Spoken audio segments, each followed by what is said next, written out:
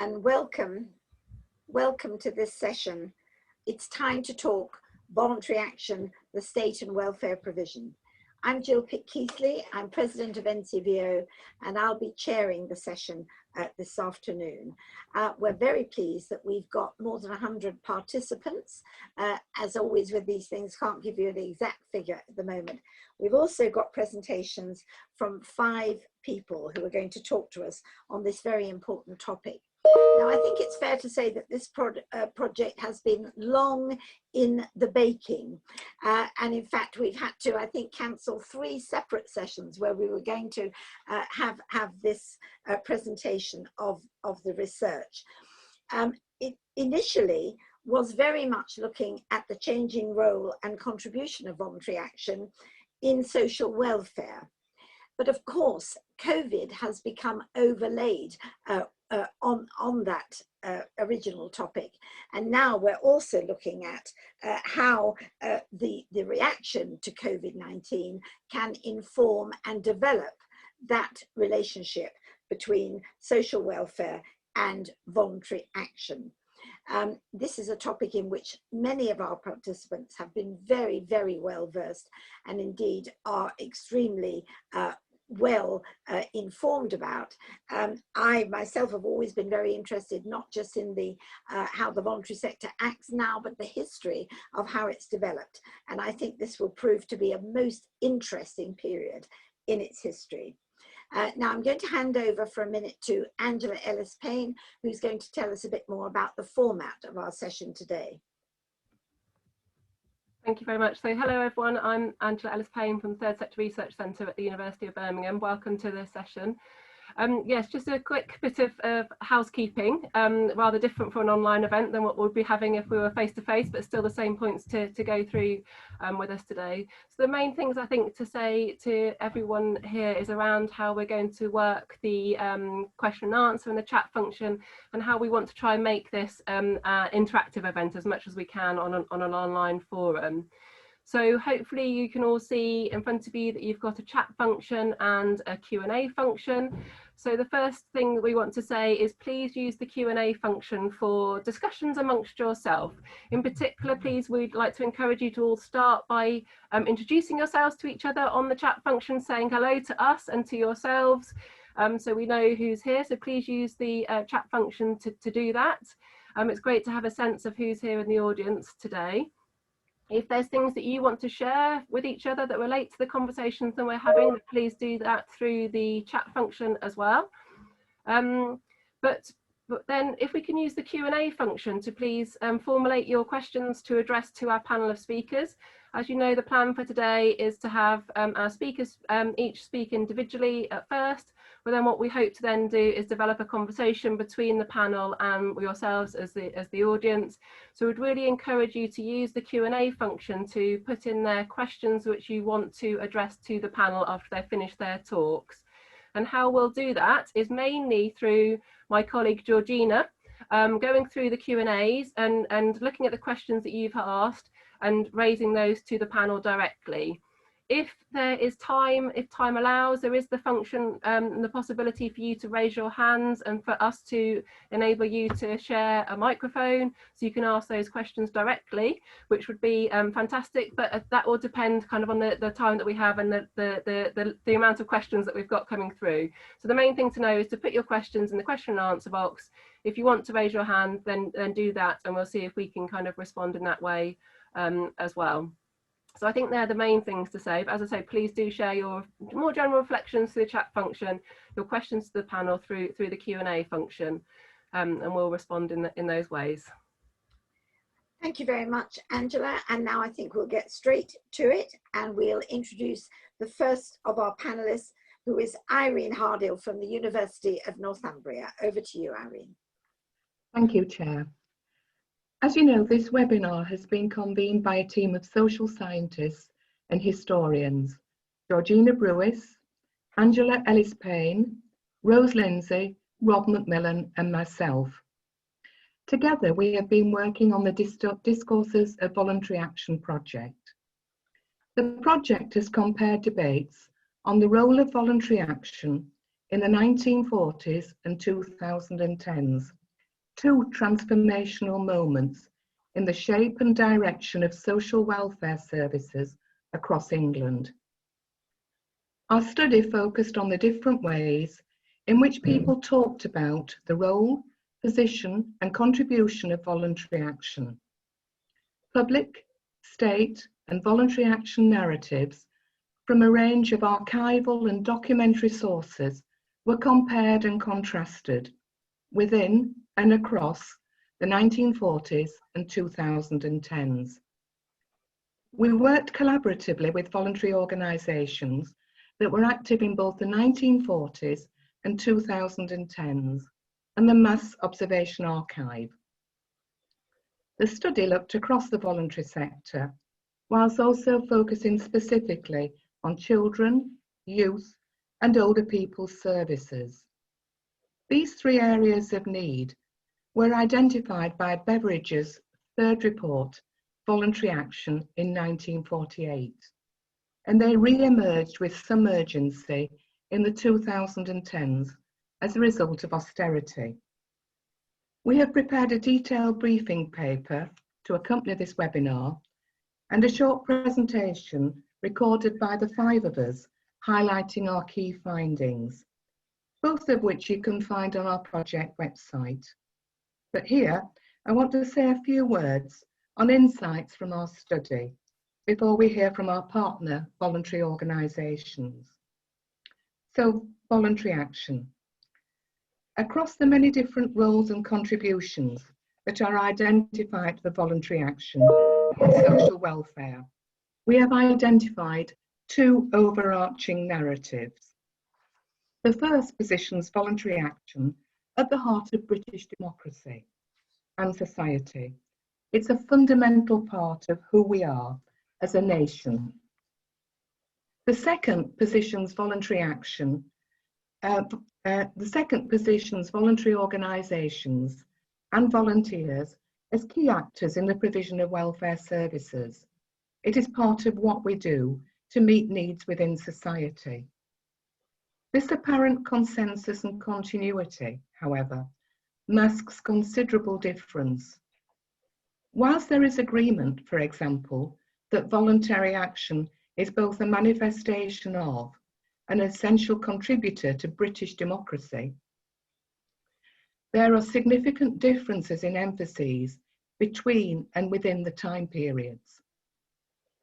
Whilst voluntary sector narratives tend to emphasise the campaigning and advocacy roles of voluntary organisations in holding governments to account and creating a more democratic society, state narratives tend to focus on the more consensual helping role of volunteers and voluntary organisations in building a bigger, better society. Turning now to partnership working. The Second World War and post-war reconstruction revealed previously hidden social needs and accelerated changes towards state-provided welfare. Yet the new social legislation of the 1940s retained important roles for voluntary action in many fields, including services for children deprived of a normal home life, young people, and older people. Ongoing post-war austerity meant voluntary action was necessary to meet these needs, while voluntary organisations and volunteers were believed to humanise welfare services. Taken as a whole, the voluntary movement and the 1945 to 51 Labour government consolidated a pragmatic partnership that overcame initial suspicion on both sides, a settlement of convenience. How does this compare with the 2010s? The Conservative promise of a big society, of new opportunities for the voluntary sector and social action, became mired in scepticism that this was a cover for austerity, as public funding for the voluntary sector faltered. In the last few years, a series of high-profile media attacks on the pay, fundraising and governance practices of charities were augmented by government efforts to limit the campaigning role of voluntary organisations. The state and voluntary action continued to work together in practice, but the relationship became one of antagonistic collaboration. Finally, a few words about voluntary action today, in times of emergency, such as war and pandemics. Today, the COVID-19 pandemic has seen voluntary action step in and step up as the first response to immediate need. We have seen this through ordinary citizens in community mutual aid, a mass mobilisation of volunteers in support of the NHS, remarkable fundraising efforts, and the ongoing work of many frontline charities across our 4 nations of the UK. The sector has rapidly improvised new relationships between voluntary action and the state, forging a new partnership of necessity. And these partnerships have been developed at various spatial scales, locally and nationally, within and across the 4 nations of the UK. 2020 is arguably even more comparable to the 1940s than the 2010s in terms of level of need, and being faced by an external threat that affects everyone, a window of greater consensus and unity, although arguably that window is already beginning to close, not least due to the inequalities that COVID-19 has exposed and exacerbated. Before handing back to the chair, I want to prompt our discussion with 3 questions in mind. First, where are we now in terms of the role of voluntary action in the state in welfare provision? How has this shifted during the COVID-19 pandemic? Second, where might we want to get to as we begin to think about how to build back better? And third, what can we learn from the past to help us understand both the present and the future role of voluntary action? Thank you. Thank you very much indeed, Irene, for getting us off to such a good start with that historical perspective, but also those 3 questions that we should be pondering on as we listen to our other speakers, the first of whom is Cathy Evans from Children England. Hello everyone. It's been fantastic to be part of this project, partly because being studied as a historical organisation is quite unusual. We spend a lot of time as the membership body for children's charities looking with fascination and interest at what other charities do. So being studied in our own right and going back through our archives has been incredibly informative and rooting. And it does feel, particularly at the moment, as Irene said, what can we use from our history to reflect on now and the immediate future? I think everyone feels that this is a period which will be written up in history as a critical one. And the last decade has felt like that for us as an organisation, and I'll say a little bit more about our journey, but particularly so then this year. And I think the story is still to be told.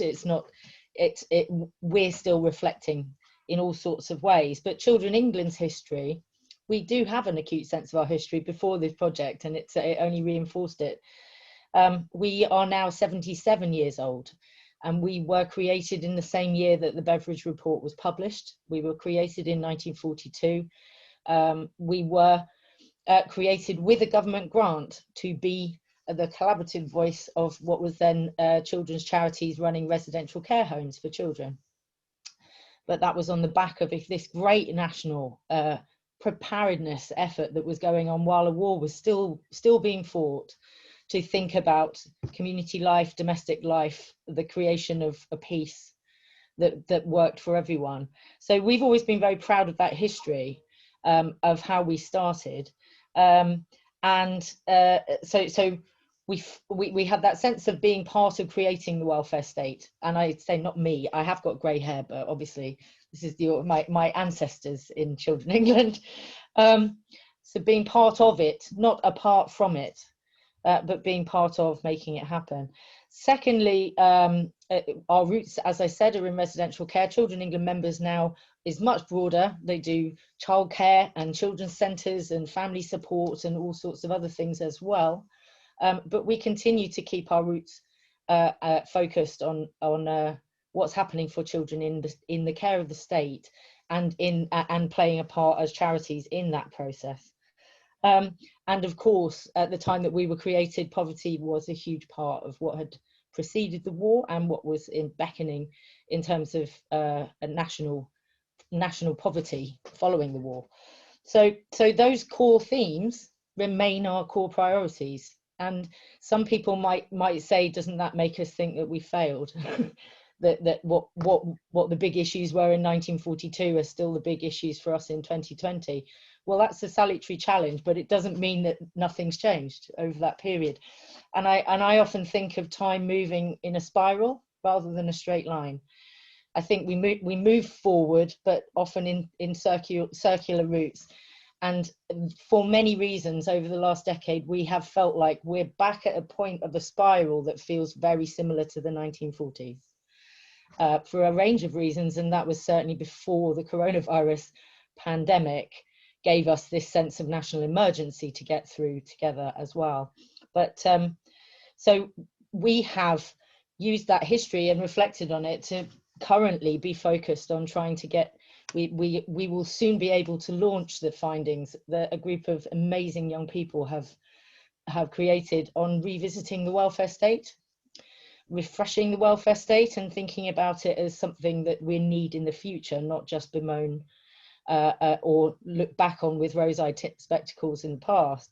So we have our Child First State initiative, and young people, one of the most inspiring things has been how many young people really do, they get it, they get the spirit and the sense of what was created in the 1940s. They get the role that charity played then and that they want to play now. In particular, one of the strongest themes we see is that they want to see community as the primary location for what they call communities of kindness and of collectivity and mutual aid. And of course, that's included their reflections on coronavirus. But the news from the young population is the welfare state is not over. It needs to be refreshed, and that they're up for that. I saw Rob's point in they're very keen on the word social security rather than benefits, because security is what we all need, and it's what so many of our communities and our colleagues and our neighbours lack at the moment, whether that's in work, in terms of personal income, in terms of knowing what's going to happen next. Security is the goal that we should all be working towards. The second is that we find ourselves now, it's radically different work that we're doing now, but we still have to sort out the problem of the care system, and that has been turned into a market, not a public system for caring, but a trading marketplace. And there remain charities participant in that. Of course, there are charities still participating in marketisation who predate it by at least a century, many more so. So we have a whole programme of work and attempts to get us out of this terrible quagmire of new public management and marketisation of the services that charities essentially invented and still really care about. But in residential care, we have more than 75% of care homes now run by private companies, a near majority of those owned by private equity firms, international private equity firms. So we have a long way to go to continue with our roots that were started out in the 1940s. And on poverty, today is actually the launch of London Challenge Poverty Week, which our 4 in 10 network of voluntary and community groups right across London. Everyone's trying to focus on the fact that we should still be believing that we can eradicate child poverty, and that a prospect of entrenching child poverty at a time of emergency is exactly the opposite to what the nation needs, and that charities want to be part of solving that problem. So I just want to reflect on some of the differences that I perceive now, not because I was around then, but from my study and from this study, because there are lots of parallels, but I think there are some serious differences. And one of them is that I don't feel, certainly in our engagement with government, that the government views our sector as a whole as a partner and a part of the public duties that they hold. I think they think we are apart from that. And I also am keen to preserve the idea that the voluntary sector is a space. It's a place where we're free to do different things from the public sector and different things from the private sector. We're public but not statutory. We are entrepreneurial, but we're not a market. In fact, what we are entrepreneurial about are the things for which there is no natural market. So I think this is a point in time where lots of people instinctively feel that we are the bit that's missing between the market and the state. But I'm not sure that we have a government that recognises that in the same way. And of course, a great number of our colleagues in the charity sector are facing significant redundancies, serious problems with feeling secure about their own work. So we're part of the Never More Needed campaign. This will be a tipping point era for charities, one way or another, but I hope it's that we're part of solutions. Thank you very much, Kathy, and that reminder of the sector as the third sector between the state and the individual is something that many of us are very familiar with, I think. So thank you very much indeed for that. And can we now go on to hear from you, Kayleigh Wainwright from UK Youth? Yeah, hi everyone. My name's Kayleigh. I'm the Joint Director of Engagement at UK Youth. The fact that UK Youth are now sort of in this research is a really interesting point from the research itself. So originally NICVIS, which was the National Council for Voluntary Youth Services, was one of the key partners in the research when it was started that time ago. And then NICVIS closed down, you will have seen from the report, in 2016. And then an organisation called Ambition, which was started as the National Association of Clubs for Boys, took over that element of NICVIS when it closed. And then UK Youth and Ambition then merged in 2018. And now here we are. So I think just in terms of how things have changed for young people and the state of the sector, and the journey from us being involved in this research is really highlighted in that time frame. UK Youth was created as the National Association of Clubs for Girls, and actually both UK Youth and Ambition were both set up in the early 1900s to support young people who were really at the forefront of, I guess, the Industrial Revolution, moving from their homes in rural areas and going to work in towns and cities to support the thriving business and industry there. And local people in those areas set up clubs to help young people with their emotional and social development. And that was really what created for Ambition the Boys Movement, and then for UK Youth at the time, the girls clubs and the girls movement. So if you look at our history then, it was really about young people having that support to really thrive and be supported through difficult transitions in their lives, especially young people who weren't accessing formal education. And then very much so we are still about that now. And so that just really made me reflect on how much things have changed. And I think we're often seen as a leader globally when we think about voluntary action, think about the third sector and volunteering. And that's really interesting when we just consider how we're perceived. But I think it's really important to think about what are we actually trying to achieve? What's the long-term goal of the work that we're doing?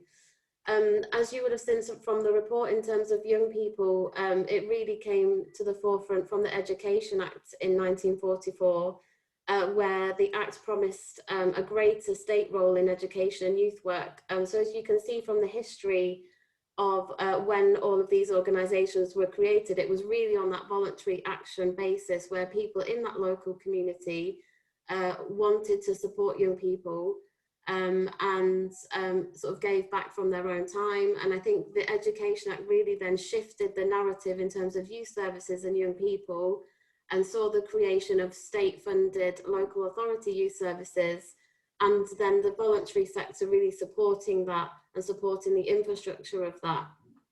Since 2011, we've seen the youth sector has then had a £4 billion in real term of cuts. So that's obviously created quite a devastating impact on local provision for young people, meaning that it's patchy, it's inconsistent, and means a lot of organisations are in a cycle of short-term funding and not necessarily looking to the long term, and it's created quite a competitive sector in that sense, and with often targeted approaches and not necessarily being able to complement and offer a wide range of the provision that young people need. We've seen that austerity has increased poverty, inequality and disadvantage, causing organisations to put much more resource into service delivery rather than advocacy. And we've seen the closure of many infrastructure organisations. So obviously we're a national infrastructure organisation, but I'm meaning, you know, we've merged with 2 other organisations. We've seen the closure of national organisations and of local and regional, and they often provide a backbone of capacity building, training, support and quality. And actually now they're being needed to do service delivery to survive. And so the needs of the young people are greater, but there's less resource to actually campaign. But we have seen obviously lots of innovation, and when we look at the impact of COVID, as Kathy's already mentioned, you know, the voluntary sector has been at the forefront of recovery, providing vital support.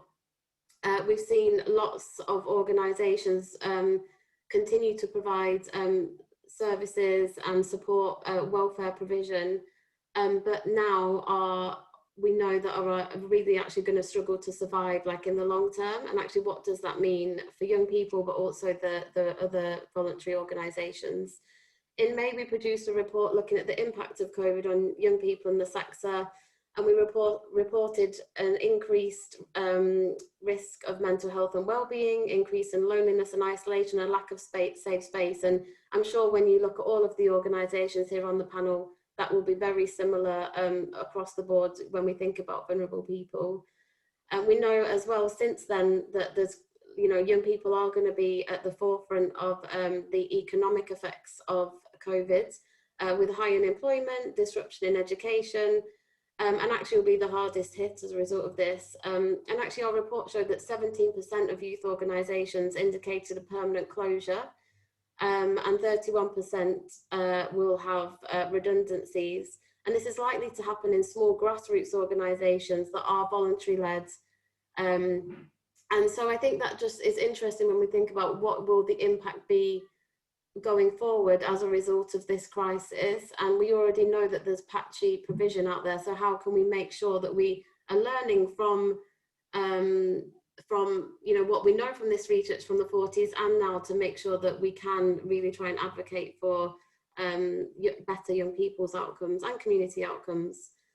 I think what we've not really seen in the COVID response is actually young people's voices, and young people are often the biggest group who are the ones who are driving forward social change, and we haven't seen that addressed. We know that young people are going to be hardest hit, and this is where voluntary action is key to really help amplify those voices. So it's really critical that we think about how that continue and what the role is of voluntary action going forward. I think in terms of lessons from the past, it's important to think about what's worked well and what hasn't. So if we think about, especially in the youth service young people area, what worked well when from the 1944 Education Act is that then the service delivery became really consistent across the country for youth services, and that provided sort of a backbone of infrastructure support. But actually then when that's pulled away, that has meant that you know, there's inconsistency, lack of provision across the board, and those infrastructures are broken down. So I think it's important to unpick like how and why that happened and how we can prevent that happening again in the future. We know, as I said, youth voice and voice of the communities that we're here to serve are important in everything, and that needs to really, we need to remember that and put that at the heart of what we do going forward. And just from an organisational perspective, knowledge management is really key. I think digital, really interested in how we use and utilise digital in social action and voluntary action going forward. But actually, what's been great about the archives and this project is that we've had those records there to really go back through. And actually now in this digital era, how are we all keeping records of the things that, you know, that, like Kathy said, this is a time in history that we're going to look back on in 10, 20, 30, 40, 50 years time. And are we going to be able to really have that information? You know, in some ways, yes, because, you know, digital's provided so much more than we would have had from the 40s, but actually it's also a bit of a worry in terms of, like, you know, how are we doing that consistently? So I think it's just how we really do that collectively is key. Yeah, I think I'll end there. Thank you. Very much indeed, Kayleigh. Very interesting historical perspective, your own organisation, its relationship with what's happened elsewhere, and also for reminding us of the increased need and at the same time the lessening of the amount of resources.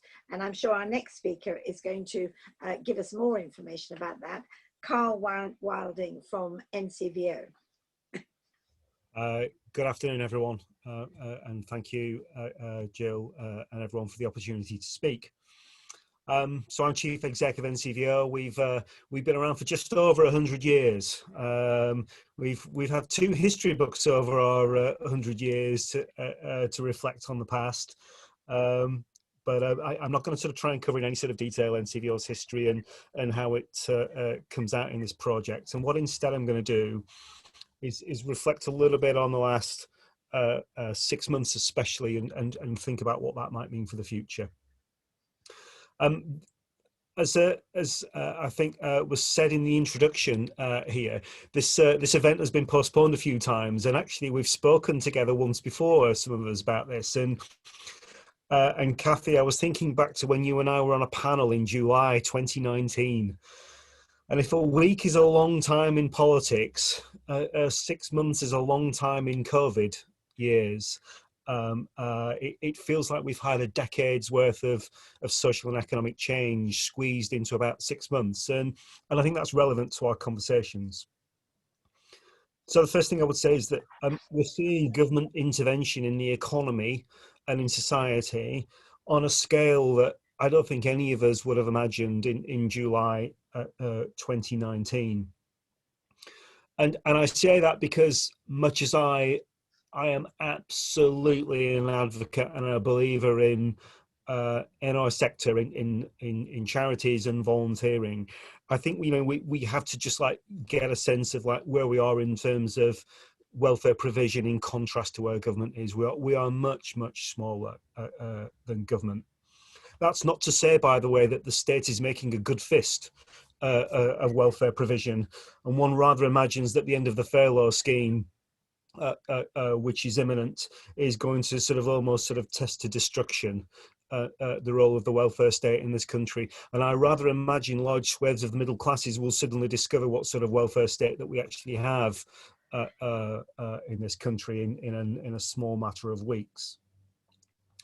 But I say all these things because, you know, I think we have to be careful at times not to oversell the role of the voluntary sector, specifically in welfare provision, which was Irene's second point as we started off.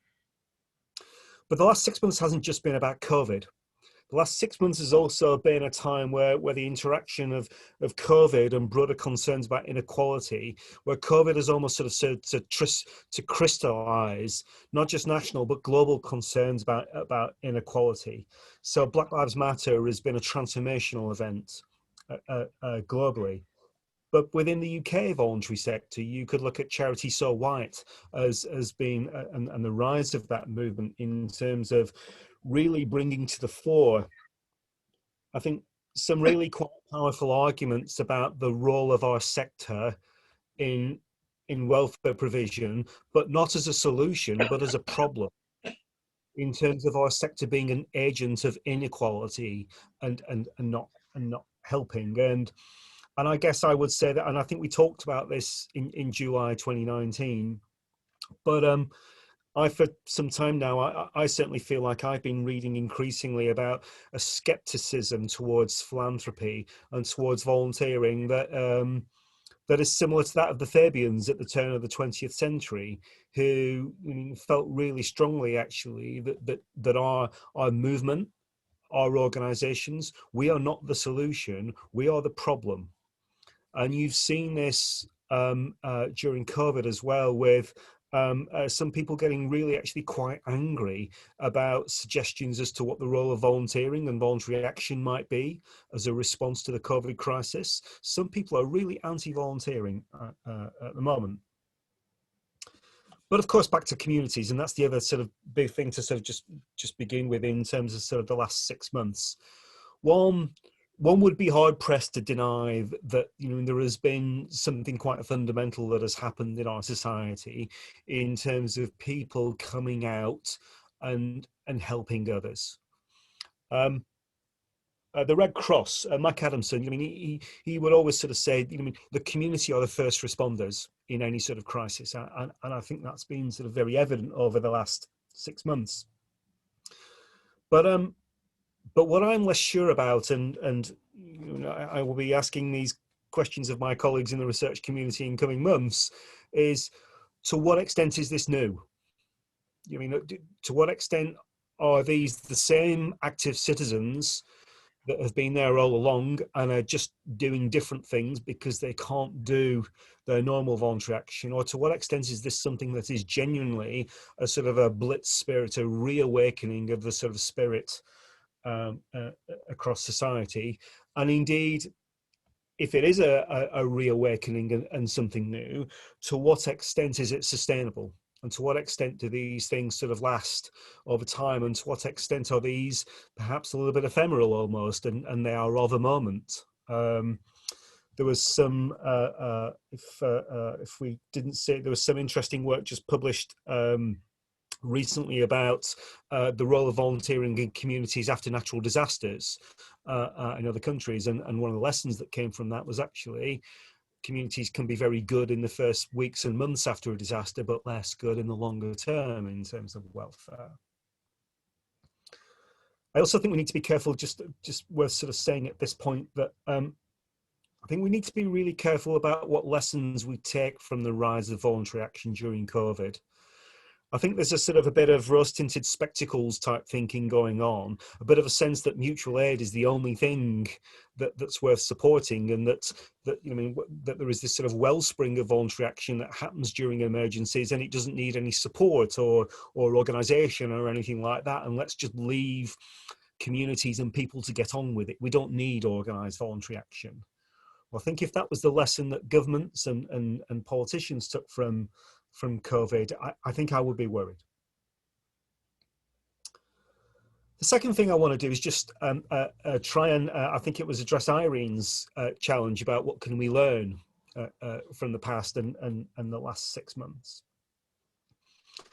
Well, the first one in some respects is what I've just said, is that communities are always the first responders during times of crises. But I guess I would add to it by saying that our biggest strengths are also our biggest weaknesses.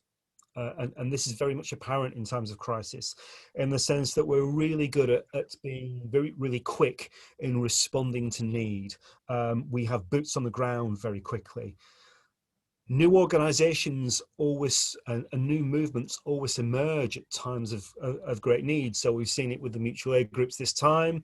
If John Mohan from the Third Sector Research Centre was here, he'd be talking about the 1980s and the miners' strikes and the women's groups that emerged during the miners' strikes, or the Green and Common protesters. And some of those individuals are now chief execs of national voluntary organisations running the place. But sometimes those movements are hard to sustain. And if I was going to be critical of some of what I saw in terms of the mutual aid groups and response, is that they really didn't like organised voluntary action. They didn't like the NCVOs of this world, because we were saying to them, well, what are you doing about safeguarding, for example, and what are your processes and procedures? And everything that you might argue that the sector has had to do to professionalise was almost anathema to some of the people that were involved in those groups. My second reflection about what we should learn is, and this is a difficult one to say as the Chief Exec of NCVO, but as a sector, we are not as organised as we should or could be. I think, I don't think that's because we're a bad people and we don't want to work together, but I think we are in a world where our funding environment has put such a focus on outcomes and outputs that actually the sort of activity that builds social capital and linking social capital between organisations is not valued. So as a result, we are not quite as perhaps organised as we should be. And I think it was more difficult to respond to the crisis than it could have been because we are not as well connected. And I think that's particularly the case in terms of the connections between local and national. That is where we have most work to do. However, what I will say is that I think in the sector we should feel incredibly proud of how we really tried to put people first during the crisis, and about, I think, how we put our own brands and our organisations behind, we made them secondary because we put people first, and I think we should feel proud about that. And then I guess sort of looking back, not just at COVID, but looking back sort of at our history more generally, and I would draw upon a piece of work that some of you probably know, because I mean, I quote it all the time, a piece of work by Lester Salomon, called The Non-Profit Sector for What and For Whom, where Salomon and his colleagues, they talk about the 5 strengths of the sector, but also the 5 weaknesses. And the 5 weaknesses are particularism, that we focus on a particular group of people rather than society as a whole, that we are paternalistic, that at times we can be simultaneously both too amateurish but also too professional. We lack accountability, and then finally that we have an insufficiency of resources. Well, you've seen all of those things come out during COVID, it sort of strikes me. So finally, my final bit, I want to look ahead. So I'm the Chief Executive Umbrella Body for Charities and Volunteering, so I'm contractually obliged to say the next bit. So be as professionally sceptical as you wish about this. I think our sector is in serious trouble. I am really worried about the fact that our ability to trade, our ability to fundraise have been massively, massively hampered by this crisis. And as Kathy said in her speech before, we deliver public services, but we're just not the public sector.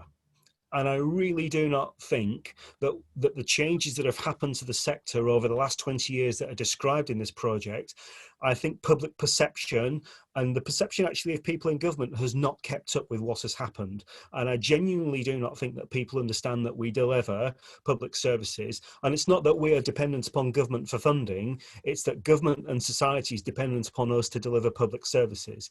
And no one has caught up with the fact that the funding model to deliver that is not just taxation.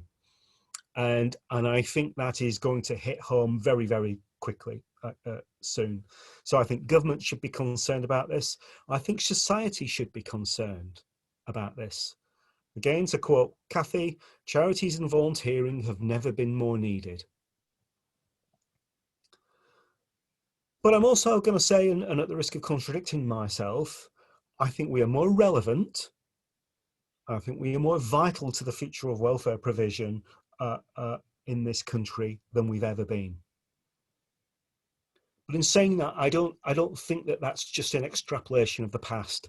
I don't think the next 20 years are a repeat of the last 20 years. I don't think it's just about more service delivery. I don't think it's about just more contracting. And I certainly hope it's not just a shift towards the sort of ever fewer, ever larger contracts with statutory bodies that we have seen over the last 20 years. And in that sense, I want to go back to Lester Salomon again and talk about his 5 strengths. And he does talk about the fact that we deliver high quality public services, that we're innovative, that we are advocates for people who have no voice. But actually, I want to talk about the two strengths that like people don't really talk about in our sector, because everyone just talks about campaigning and service delivery. I really like what Salman and his colleagues said about leadership and about community building, because when I think about what COVID has brought out in this country, and I think what people want, and I think about what the problems that government has right now, what people really want is that sense of what binds us together. What's really lacking actually at the moment as we try and respond to COVID is a complete lack of trust in the state and its different forms. I think what people are really looking for is to be able to come together around those shared experiences and those shared interests. So I think the future of our sector, it's too simple just to talk about public service delivery or campaigning. I think we've got to talk about our role in bringing people together, that community building role in bringing people together around those shared norms, around building trust. And at the risk of sort of maybe being a bit of an old lefty, that's the sort of stuff that doesn't get funded.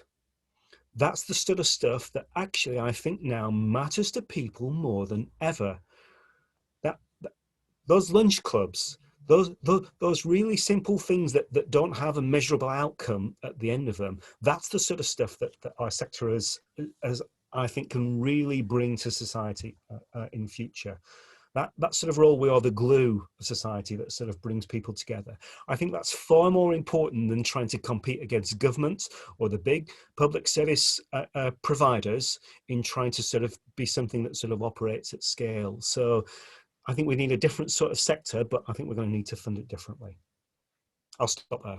Thank you very much indeed, Karl. As always, you are never frightened to point out both the weaknesses as well as the strengths of the sector, the conflicts that we face. But I'm very glad that you ended on that positive note about trust and the possibility of leadership and positive outcomes there.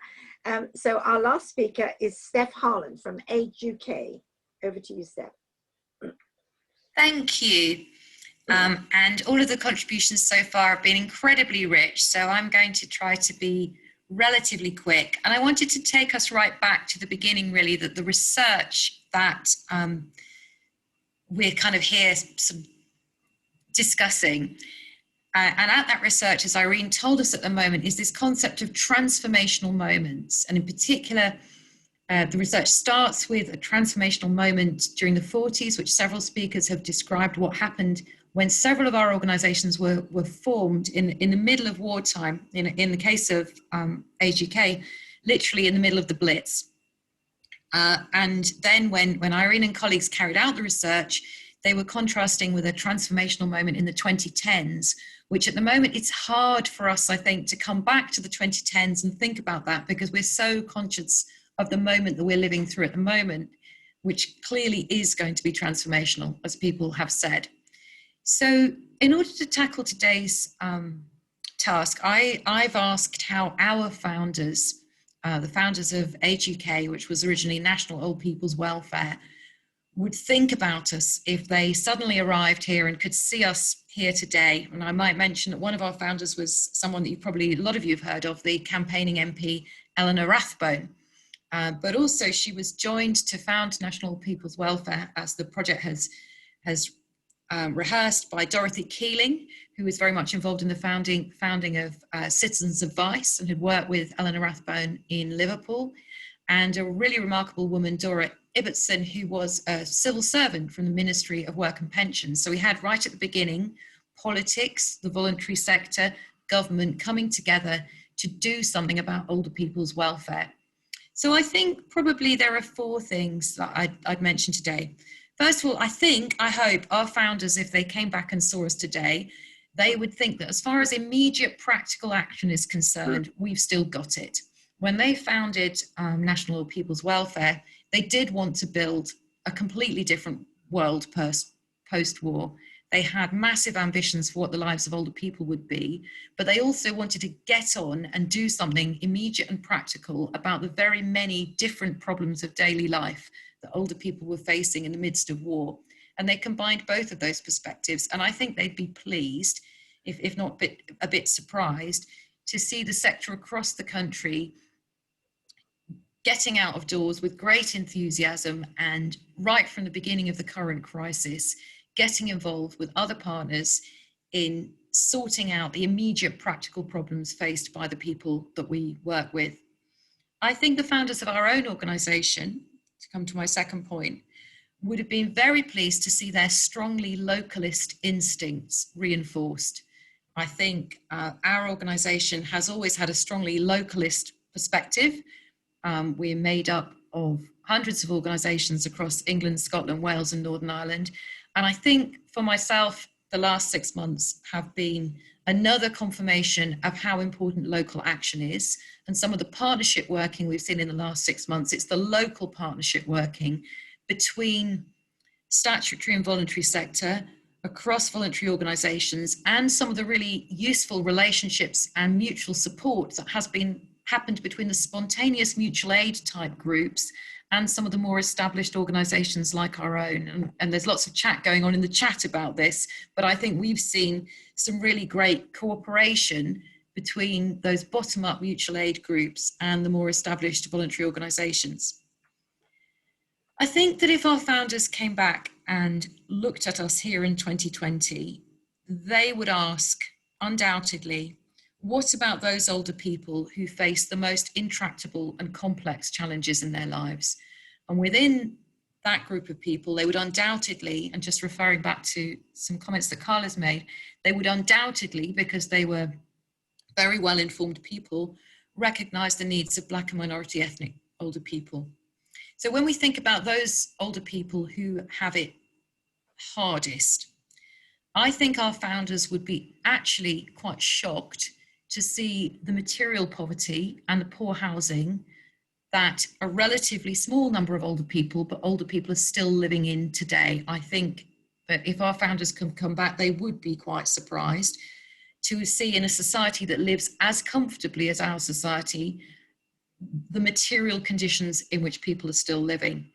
I think they'd be amazed and thrilled, not entirely unsurprised about the aging of our population, of the completely different age structure of our population. They'd be amazed to see so many people living healthy lives into their 80s and 90s and beyond.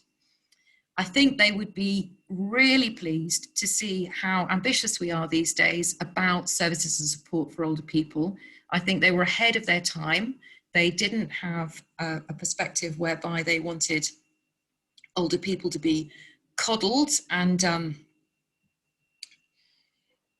they wanted older people to be empowered within the terms of their time. And I think they'd be pleased by our aspirations. I think they'd be absolutely astonished to see what modern medicine can do. And I think, I have to say it, they would be horrified to see that with the palliative care we have and the modern medical treatment we have available, that during this recent pandemic, there are older people who've been denied that care and treatment in a society which has things that were not available in the 1940s. I think that our founders, as many of the speakers have said, created our organisation in a time of radical uncertainty. Literally, when they came together to form National People's Welfare, which they did meeting in the basement of Bedford Square, where at NCVO's old headquarters, the bombs were dropping around them. And they must have thought, they must have known, it was entirely possible that the Germans would have won the war. So they were absolutely uncertain about what the future would bring. But they had, as Irene and colleagues' research shows, an absolute certainty about what they thought the future role of the state should be. They must have had no idea whether their ideas could be realised in reality, but they were very clear about what they thought the future role of the state should be. In the project, Irene and the colleagues contrast that level of certainty that people felt in the 40s with the state of what they called antagonistic collaboration between the state and the sector that they found in the 2010s, and which Irene has suggested might be persisting in the situation we see today. So I would say again, I think we've seen some very positive examples of collaboration, probably particularly at local level between the statutory and voluntary sectors. But what we have in our society today and Karl touched on this in a variety of ways, I think, is that we have almost a complete lack of certainty or consensus about what the role of the state will be. And what will the role of state be in combating some of the issues that we as organisations are determined to resolve? What will welfare provision be? How is it that we are accountable together? What is it we're going to do for each other?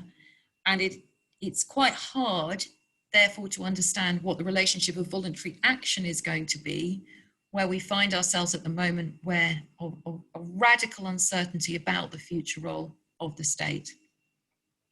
I think this project has given all of us a wonderful opportunity to look back at the past, and in doing that to give us some way of looking at ourselves in the present and the future. And I think everybody here is very grateful to have participated in it. Thank you. Thank you very much indeed, Steph. Indeed, a way of looking at ourselves through the eyes of the past, perhaps, and speculating about the future. Now, we have half an hour or so for questions and answers, and I see that there have been some questions put. So I'm going to hand back over to Angela now, who's going to facilitate that. Are you there, Angela? I am there. Actually, I'm going to hand to George, because Georgina's going to lead the questions. Sorry, she's going to take the questions off. I'm just there to back up if needed. Over to you, George. Thank you. So I'm going to start with, there's some interesting questions coming in. Do note you can also, you can like these questions. So if there's something you really want asking, other people in the audience can like them, and that pushes them up the list. I'm going to start with a question on funding, because there've been a couple of questions on funding that have come in. And essentially these are looking at, to the panel, what do you think the future funding scenario for the voluntary sector is? Particularly, there's a comment here about charitable trusts being overwhelmed with the level of applications they're receiving, and also the idea about how the strengths that Karl outlined about community building leadership, what kind of future funding model can bring those to the fore? Well, Karl ended with a question about funding, so I think we should go to him first for that question. Well, one of the challenges that we've got, and believe me, I am personally feeling this very keenly at the moment, is that everything that we've been talked in terms of orthodoxy about sustainability over the last 20 years has gone out of the window in the last 6 months. My trading model has just been completely disrupted. So everything that we were talked about being social enterprises, about social enterprise being a verb, not a noun, it's not working anymore. So I'd love to tell you that, I have some like utopian vision of the future, which, using digital platforms means that we will crowdfund from millions of people and so on. I don't know what the solution is. I think where I feel a sense of optimism is that trusts and foundations are really, I think, quite carefully thinking about what their role in the system is, more than ever, and I think they are asking themselves some difficult questions about who are they funding and why are they not funding some organisations that are furthest from power. I think it would be stupid of me to sort of make out that our trading models are going to disappear. I mean, that's not the case. The challenge that I think we have is how long are the social distancing measures going to be in place, to the extent that does the sector, broadly speaking, have enough in reserves to survive the next whatever number of months it's going to be, so that we can then start again at some point in the spring or wherever. And the last thing I will sort of say here is that we will lose organisations as part of this crisis. But 5,000 charities close every year without fail, and that's just part of like the normal sort of organic cycle of what it looks like. I think what the point that I was trying to make that I'm worried about is that we are going to lose good, otherwise normally viable organisations that are needed, and because of that, you need an extraordinary response for a limited period. Thank you very much. Would anyone else like to come in on that of the panel? Steph, would you like to? Because you have a trading model, don't you? You So need to yeah. So everything that Karl has just described is, I think, the experience of lots of organisations. I'd underline 2 points, which is that we are seeing lots of organisations that have been well and shrewdly managed, seeing challenges that might mean that they don't continue. Whereas in the normal way of things, we see organisations wax and wane and rise and fall, and quite often, to be blunt, those organisations that go to the wall are not in a situation where they're brilliantly well run or there's a brilliant future for them. So we're seeing organisations that otherwise would have had a brilliant future potentially going to the wall. I think that's very difficult. And at the moment, we haven't seen, as been said over a long period of time, we haven't seen some kind of structural response that would enable us as charities to really pull on our own resources to help ourselves and to help each other.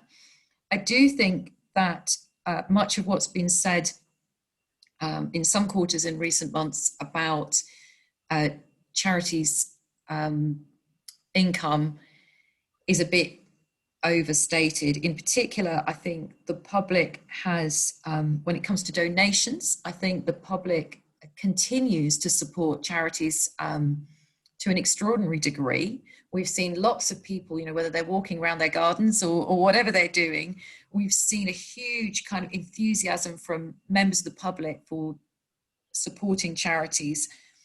I don't think that we're seeing the kind of erosion of trust and confidence in charities that's going to see fundraising income disappear at the rate in which people have, it has sometimes been suggested recently. So I see some reasons to be confident about that, but it is pretty hard for lots of organisations, and like Karl, I'm feeling it myself at the moment.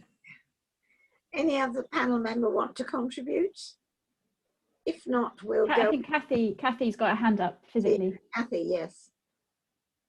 Yes, so we don't have trading income as a charity. We are blessed with gift and membership fees and being tiny. And one of the issues, I think, across our membership includes very large and very small charities. And actually, this is a kind of circumstance and weather condition, if you like, in which being big is a disadvantage compared to being small. And I don't mean that to sort of minimize anyone, but the more complicated and the more robust the employment and financial structures that you've created are, then the more different dimensions there are by which to come under threat. So I think Karl's got a really important point. I mean, in my time in the career in the sector, the voguish latest thing that you have to do if you're a serious charity manager has gone from public contracting to social investment and trade to social enterprise, right? And it's always been a little bit latest golden answer. You're not, but the vast majority of charities will have a bit of all sorts. And anyone who put all their eggs into one basket may be either, just poleaxed very rapidly, or it works for what they do. But many charities have seen multiple different income sources all hit differently. So my trading income's down. I can't do fundraising events. My council is being cut to the bone, and they want to pass on cuts on my contracts. The asset that we were holding and taking interest from lost 20%.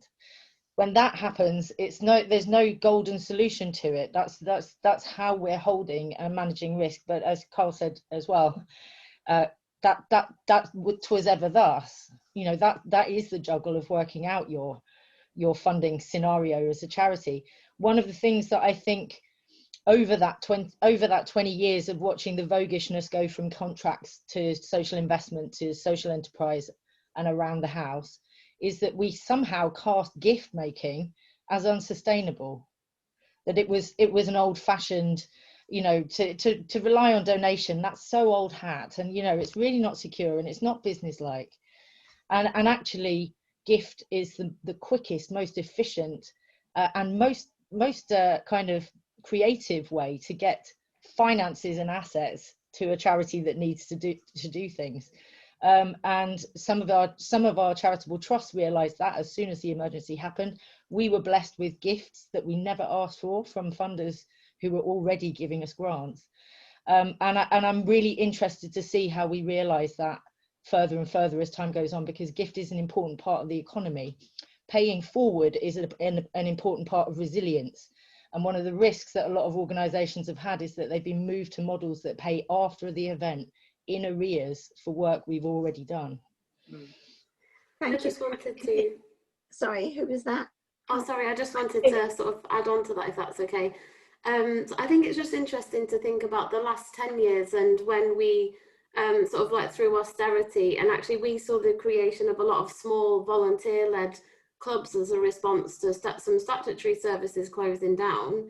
But actually what we're seeing now is that even with, say, funding, the small organisations are still likely to close down. And it's not just about funding, it's about like the resource around that community in order to keep that going. So quite a lot of small charities and organisations are obviously run by volunteers or part-time members of staff, and actually what then like a pandemic does to then people's resource to go into that is just really interesting. And I think what we're at risk of now is having a lot of small organisations disappear because of that, and I'm sure that, you know, in time that they'll be recreated and reset up. But I just think that's an interesting thing to reflect on and think about when we think about funding, because it's quite hard to like pinpoint, oh yeah, you could, if you had like £2,000, you could serve this local community group this year, but are there still the people there who can keep that going because of lots of other things going on in that community as a result of the pandemic?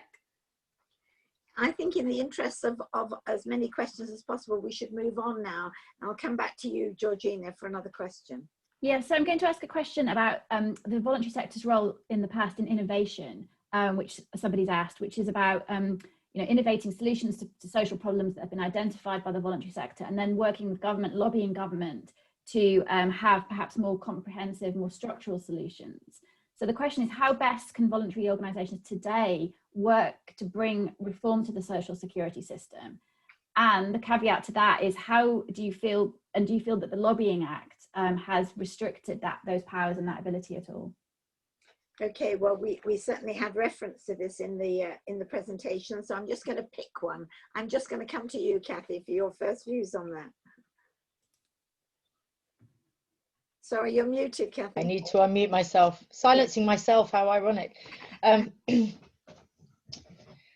So I don't like the Lobbying Act provisions. I would urge them to be scrapped, but I have to say, in pragmatic terms, I'm not sure that that has been a particular reason that anyone in the sector has been quiet, and I certainly don't think it should be on any literal reading of it. But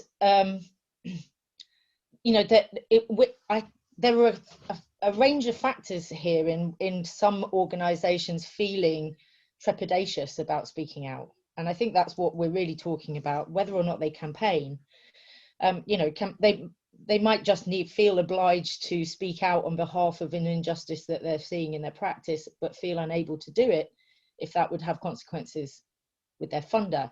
And I think that is an unavoidable issue to navigate. I mean, I certainly have had comparable difficult dialogue in charities I worked for before, where the donor, it's the donors of a charity who are the reason why we want to be cautious about putting certain messages out, because they support the charity and they don't support that. So I don't think this is exclusively about central government quashing the voice or the campaigning spirit of charities, although I agree with Karl, I'm not sure that they particularly relish or value that. But I think far more significant has been that this last 20 to 30 years obsession with everyone proving their impact on outcomes. Yeah. Prove it, quantify it. And that drives all of the investment into what you do, what you can do to demonstrate change, that you did it. So it errs towards simplifying our whole sector down to being service providers, and then putting all of the emphasis on what are your service outcomes as your proof of reason to be. And that has all sorts of consequences. It means that some charities have no commitment to campaigning. It's not part of what they do, and they're free not to. I always want to keep reminding people, you know, we don't all have to do the same thing, but there are many organisations who, as part of prioritising the funding sources and their focus on what they're there to deliver for their beneficiaries, that speaking out, if that puts them in jeopardy, has taken a second row. But equally, I didn't become a campaigner in any other sector. I became a campaigner in the voluntary sector, and I've spent my career working with people who are both brilliant at it and absolutely not cowed at all. So I think sometimes we can overstate it as well. Thank you very much. I'll come to you next, Steph, for a view on this, and if you could refer to the innovation aspect of it as well.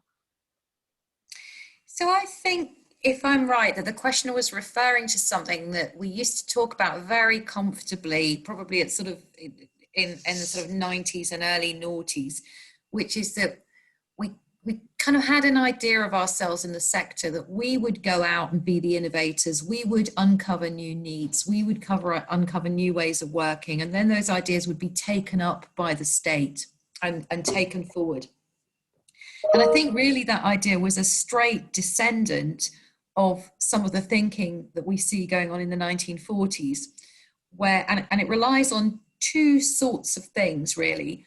One is that the state is interested in, that we have as a society that supports the idea of a state that's going to do more and do better, and is interested in addressing new needs or addressing new problems or doing different things.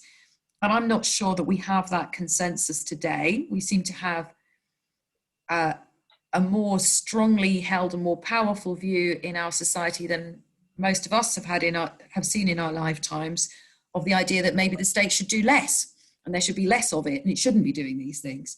The other thing I think that's happened during my working life, at least, and I think it's very exciting really, is a more positive, is that we see innovation now coming from different places. I think there's more competition now, and in a good way, for who is going to do some of this innovating. So we see some fantastic thinking and leadership going on within the public sector. We actually see, certainly in the space of services for older people, we see fantastic innovation and leadership coming from the private sector. And we've also seen the growth, I think, of relevant kind of knowledge and aspiration to be kind of heard from academics and from the university sector. So I think we've got more competition for who's going to be the innovators. And the other thing that I very much agree with what Kathy just said, which is that at the end of the day, it's quite difficult to innovate effectively if you are being required to be immediately very concretely productive, as opposed to learning things, trying things, seeing things how go. If you're going to innovate, you need to be able to try and fail, or indeed not to produce terribly much at the end. And these days, everything has a price on it in terms of funders. Thanks very much, Steph. Kayleigh, did you want to comment? Kayleigh, did you want to comment? No. I'll come to you then, Karl, for a comment on this one. I mean, it's hard to disagree with anything I've heard. I think the one comment I would make is that I think that the Lobbying Act causes more damage in terms of confusion and people actually not understanding what it is and actually how little it limits us. That's the problem, not the actual, I mean, in operation. Yeah. Thank you very much, Karl. Thank you for being brief, because we can go to another question now from Georgina. There's a question here that I think is related to that, which is about the role of the left. So we're talking about many of you reflecting on being kind of speaking again or up against a conservative dominated government. So the question here is, has there been a shift in attitudes by the left towards voluntary action between the two periods, but particularly today? I guess interested in your take on what's happening today. I think as a Labour peer, I think I better not comment on that one, but I'll come directly to you on that, Karl, I think, first of all. I think under the previous leadership of the Labour Party, I think there was much more scepticism about the role of the voluntary sector, whether that, especially around delivering services. And I certainly remember going to a Labour Party conference where when the shadow minister was talking about the sort of people's sort of organisations, she very deliberately restricted herself to cooperatives rather than sort of talking about civil society more broadly. I would suggest that the thinking has changed. Yes, I think the thinking has changed, but I mean, just in terms of historical things that we're looking at, in the 40s, the left was often very virulently anti the voluntary sector, seeing it as, you know, undercutting unions and so on. Did you want to come back, Karl? Yeah, I think all I would say here, and there are better students of this than I am, people tell me that the voluntary sector is a phrase that was invented in sort of the mid-80s by Campbell Adamson and a few others that were trying to bring together different traditions. So I think we have to be very clear that there are very different traditions in our space that the Labour Party would have seen very differently. So the self-help tradition would be seen and the co-op tradition would be seen very differently from the charity tradition. Absolutely, absolutely. Steph, did you want to come in? No. Okay. Anybody? Kathy? Any of the other panelists? Well, I was going to see, but I mean, I don't want to put any of our academic colleagues on the spot, but we did have a fascinating time looking at the mass observation political alignments from the 1940s and the 2010s, because they both, I mean, there was resonance across time, and it was quite solidly busting the idea that charity and voluntary sector is something that's more of a left-wing allegiance. But I'm the worst person to do justice to the mass observation data. Okay, I think everybody's been very circumspect politically on that one. So we'll move, as we all learn to be, of course, in the voluntary sector, however it began.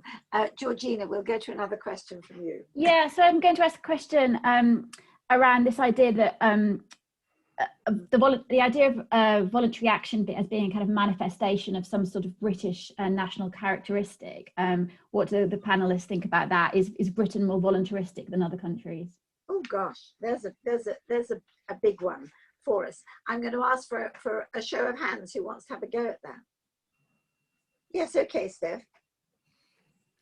So I was very fortunate in my working life to spend several years working in Brussels with the European Platform of Older People's Organisations, and international work has been a big part of the history of our organisations, although it hadn't really got started in the 40s when Irene and colleagues were studying it. And I have to say that having worked with colleagues from countries across the current EU, then the wider the EU 27, traditions are very different in different countries, but it's a big thing to suggest that somehow we are much more sort of voluntaristic. We don't than other countries. I think there is a peculiarly British aspect to how we sort of see ourselves. But again, if we look at our movement today, we are a very, very diverse country, and people are bringing all sorts of traditions into how we do voluntary work and into all the forces that are voluntary action. So I'm slightly suspicious of us seeing this as something peculiarly British, because I wonder if that's one of those stories we tell ourselves about being British. Kayleigh, have you got any views on this? Yeah, I think, so yeah, I've also taken part in actually the NCVO program, like supporting Japan to sort of think about volunteering in the third sector, specifically around young people. Actually, I think your Age UK were there as well. The elderly and older people and people with disabilities.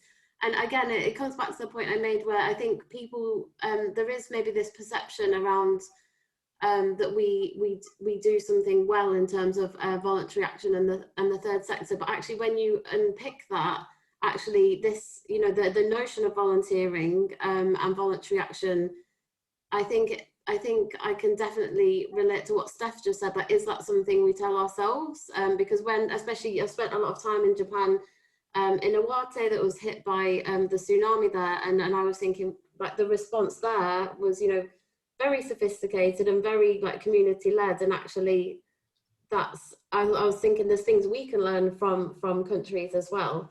I think if we think about the notion of voluntary action in young people, especially over the last 10 years, I think sometimes we can put an idea of what voluntary action is into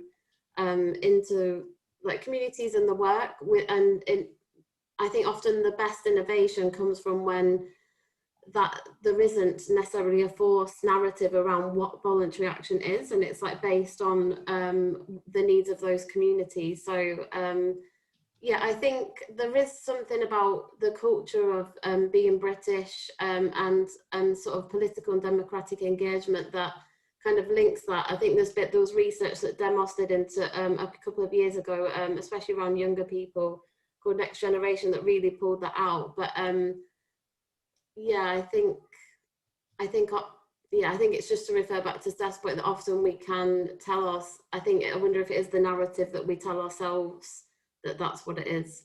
We're a bit self-satisfied about it, perhaps. Yes, Kathy. Yeah. Come in, Kathy. I was just going to share a similar, but I had the pleasure of doing some exchange policy work, etc., sort of with Sweden a few years ago, and trying to understand more, because so many of us in my bit of campaigning world, in terms of childcare and in terms of poverty, would say, but you've got it all sorted over there. The state is doing what we're kind of working for here. And there was a difference. There was a significant difference in the sense that people didn't feel they were volunteering in lieu of what should be happening, or what their taxes were paying for. It was markedly different. It wasn't seen as anti-state or subversive. It wasn't seen as gap filling or plug filling, but it was still enormously ubiquitous for everyone to be doing some voluntary action in their community, as part of being a neighbour, as part of being a member of a church, a member of, that there wasn't a sort of a reduction in the size or the scale of volunteering or voluntary action, or indeed of charity, because the state had taken up and done an effective job of preventing poverty and an effective job of supporting children. And that just tell me something about the behavioural nature of volunteering. It's an act of kindness, it's an act of community solidarity, it's being involved rather than not being involved. And that we, in this project, we've talked about the shifting frontier between the state and charity, and us stepping in or stepping back. And I think that that's a culture, that's probably quite specific to our culture, that perception, rather than the fact of how we do it. Yours will be the last word on this, Karl, and the last contribution, I think. Oh, crikey, I don't want to be the last word. No, I'll be the real last word, but you can have a last word on this question. Well, when de Tocqueville was in the US, wasn't he, in the sort of the 1800s, and he said every time they came across a problem, someone set up a new committee. I mean, it's, as Steph said, you have to be really cautious about making out that this is a uniquely British thing, but it is, but it takes different forms in different places, doesn't it? And I guess when I sort of think back to what I said about my presentation, and where I might strike a sort of bit of pessimism and a bit of optimism, I'm a little bit pessimistic about the voluntary sector at the moment, but I am very optimistic about voluntary action. And voluntary action is part of the human condition, I would argue. Indeed, and I think voluntary action as part of the human condition is probably a good place for us to bring this to the close, because I'm very aware that I actually have to finish this promptly by 5:30 and absolutely no later. Well, far be it from me to try to sum up all the thoughts and indeed in some cases the philosophies of our presenters today. I do hope that those who've been watching and participating through the chat and through the questions and answers have found this as useful as I have.